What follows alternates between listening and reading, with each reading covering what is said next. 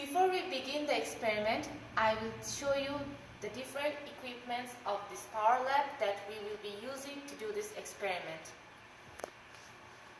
So here is the panel that consists different power sources and resistors. For this experiment, we will use the single phase AC 120 volt power supply. So here there are three terminals. The black terminal is the phase terminal, the white is the neutral, and the green is the ground. So we will be using these two terminals here. From black terminal, here is the connection that goes to the power analyzer. So in the power analyzer, here are the two ports for ammeter and the two ports for voltmeter. Current goes through A in, comes through A out, goes to the load, and these two take the voltage readings. And here in the display there are three rows. The first row is for voltage reading, the second row is for current reading, and the third row is for power, real power, reactive power, and power factor reading. So by pressing these switches, we can see different readings for the real power, reactive power, and power factor. So from A out, the connection, it comes to the junction. So the junctions are isolated from each other, so they are basically 2 points.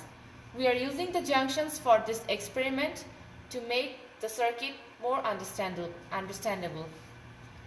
So from the junctions, here are the two terminals of the fan, which is our load.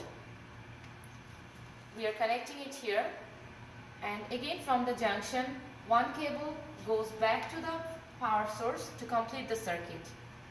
So initially the fan is set at off, but we will set it at high when we take the readings. So now I'm setting it to high and I'm switching off the power source. We can see the fan is started. That means the motor is running. Now let us take a look at the voltage source, the power analyzer. So in the lab, it asks to take the voltage, the current, the real power, reactive power, and power factor reading. Now it's showing 122 volts, 409 milliamps, 0.589 power factor. When I press here, it shows the reactive power absorbed by the fan. When I press in this button, it shows us the real power lost in the fan. So now we will be moving on to part 4 of this experiment. Now I am just setting it from high to low, and then we will observe this data again in here. So again, like before, if we press into 5, it will show us the reactive power data. At 6, the power factor. After that, we will be moving on to point 3, where it says, with the power off, place a 6 microfarad capacitor in series with the current limiting resistor, which will be in parallel with the fan motor. So now I'm switching it off. So this is our current limiting resistor, the 10 ohm resistor, and this one here is our 6 microfarad capacitor.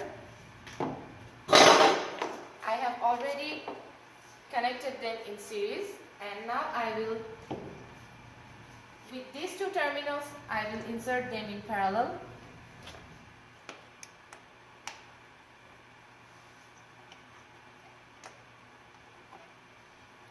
In this way, now they are in parallel with the fan motor.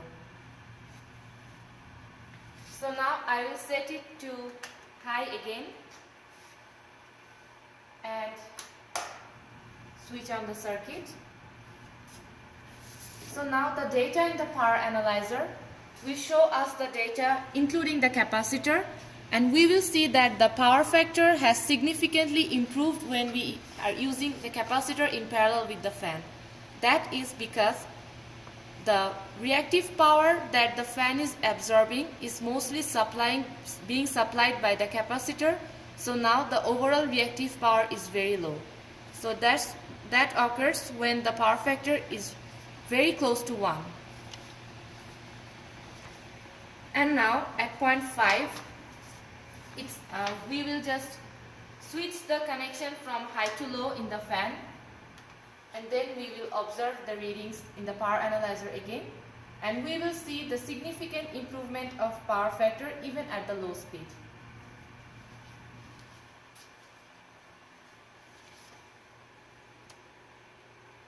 So even if at low speed it has been improved to 0.897, that is very close to 1. Earlier it was like in 0.5 or 0.6 range.